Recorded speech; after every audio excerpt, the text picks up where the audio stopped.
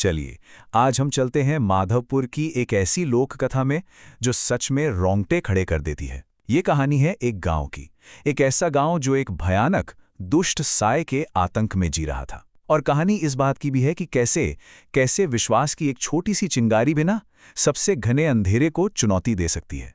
तो चलिए सीधे उस खौफ के मंजर में उतरते हैं जिसने माधवपुर के गांव वालों को जकड़ रखा था। जरा सोचिए, हर दिन इसी एक एहसास के साथ जीना कि हमारे बीच कोई अशुभ, कोई बुरी ताकत आ चुकी है। और सबसे डरावनी बात ये कि अगला कौन होगा, इसका किसी को कोई अंदाजा नहीं। तो बात करते हैं माधवपुर के उस श्राप की। आखिर हुआ क्या था? ये वो खौफनाक मौजूदगी थी जिसने एक समय के शांत और खुशहाल गांव की पूरी शांति छीन ली थी, हमेशा के लिए।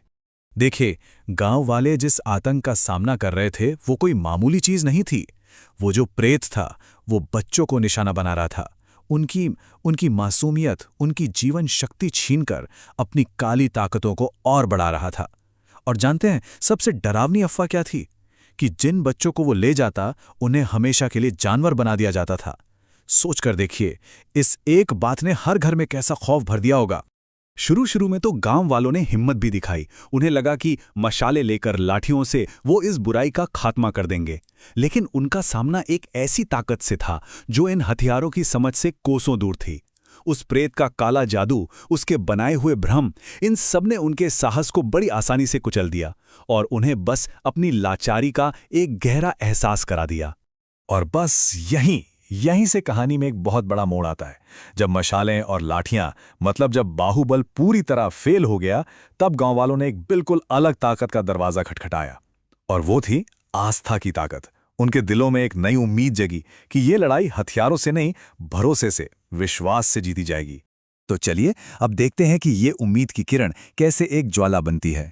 यहीं से गांव वालों ने अपनी पूरी रणनीति बदल दी। अब ये एक जिस्मानी लड़ाई नहीं थी, ये एक रूहानी जंग बन चुकी थी। उनकी एक ही और आखिरी उम्मीद अब बस मां दुर्गा की भक्ति थी।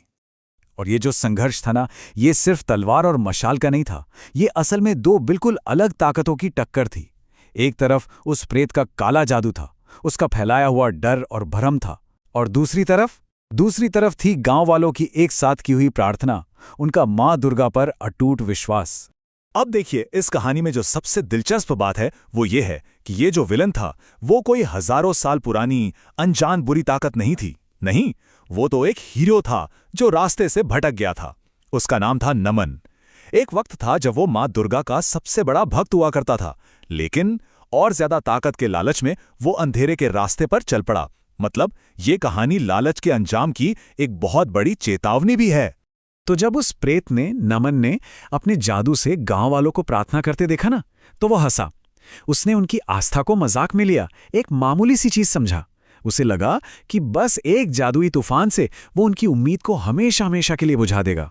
लेकिन वो उनकी आस्था की गहराई को, उनकी हिम्मत को बहुत बुरी तरह से अंडर एस्टिमेट कर रहा था।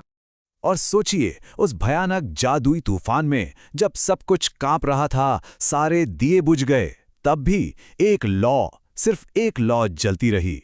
मां दुर्गा की मूर्ति के ठीक सामने रखा वो दीपक अब सिर्फ एक दीपक नहीं था, वो गांव वालों के अटूट विश्वास का एक जिंदा सबूत बन गया था। एक ऐसी रोशनी जिसे दुनिया का कोई अंधेरा, कोई भी तूफान नहीं बुझा सका। बस इस एक दिव्य संकेत ने गांव वालों में एक नई हिम्मत भर दी। उनके हौसले बुलंद हो गए। उन्होंने फैसला किया कि अब वो छिपेंगे नहीं, लड़ेंगे। और उन्होंने अपने पुजारी के पीछे लड़ाई को सीधा उस प्रेत के घर, यानी उस श्रापित जंगल में ले जाने की ठान ली। मतलब अब अंधेरे से लड़ने के लिए वो खुद अंधेरे के सीने में उतर रहे थे। अब जंगल में प्रेत ने सिर्फ अपनी ताकत से नहीं, बल्कि उनके दिमाग से भी खेलना शुरू किया। पहले उसने एक ऐसा मायावी कोहरा फैलाया जिसमें वो सब रास्ता भटक गए, एक दूसरे से अलग हो गए। फिर एक डरावनी, मजाक उड़ाती हुई हंसी पूरे जंगल में गूंजने लगी, उनके दिलों में खौफ भरने के लिए। और उसकी सबसे क्रूर चाल, उसने खोए हुए बच्चों की परछाइयां बनाई जो मदद के लिए रो रही थीं, ताकि गांव वाले भावनाओं में बह के उसके जाल में बुरी तरह फंस जाएं।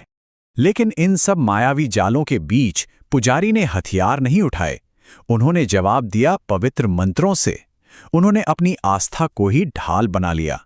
और देवी के मंत्रों की जो दिव्य शक्ति थी उससे उस प्रेत के काले जादू को काटना शुरू कर दिया। और जैसे ही उस प्रेत ने ये देखा कि ये गांव वाले पुजारी के मंत्रों के सहारे उसके हर एक भ्रम को तोड़ते हुए आगे बढ़ रहे हैं, तो वो गुस्से से पागल हो गया।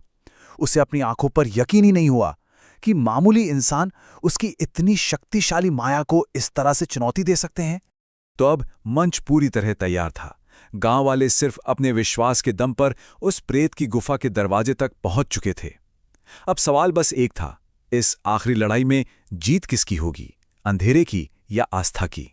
और यहीं से कहानी अपने उस पड़ाव पर पहुंचती है जहां एक दिव्य शक्ति का हस्तक्षेप होता है। एक ऐसा पल जो माधवपुर की किस्मत का फैसला हमेशा हमेशा के लिए करने वाला था। ठीक उसी पल जब वो प्रेत अपनी सबसे भयानक, सबसे काली शक्ति का इस्तेमाल करने ही वाला था, गांव वालों की सच्ची पुकार सुन ली गई। अचानक पूरा आसमान एक दिव्य रोशनी से जगमगा उठा और उस रोशनी में से स्वयं मां दुर्गा अपने भव्य रूप में प्रकट हुईं, अपने भक्तों की रक्षा करने के लिए। और जानते हैं, मां दुर्गा ने उस प्रेत को एक राक्षस की तरह नहीं देखा। उन्होंने उसे एक भटके हुए भक्त की तरह संबोधित किया। उनके शब्दों में गुस्सा नहीं था, एक दिव्य अधिकार था। उन्होंने उसे याद दिलाया कि वो कभी उनका ही भक्त था, लेकिन ताकत के लालच ने उसे गलत रास्ते पर डाल दिया और अब उसके पापों का अंत होने का समय आ गया है। और यहां देखने वाली बात यह थी कि उस प्रेत का सबसे ताकतवर काला जादू भी दिव्य शक्ति के सामने बेबस था। उसका हर एक वार, चाहे वो आग का विशाल गोला हो या कोई और काली शक्ति, मां दुर्गा की दिव्यता के आगे एक खिलौने जैसा लग रहा था, बिल्कुल बेअसर। और फिर अंत में मां दुर्गा ने अपना त्रिशूल उठाया और बस एक ही प्रहार में उस दिव्य अस्त्र के सिर्फ एक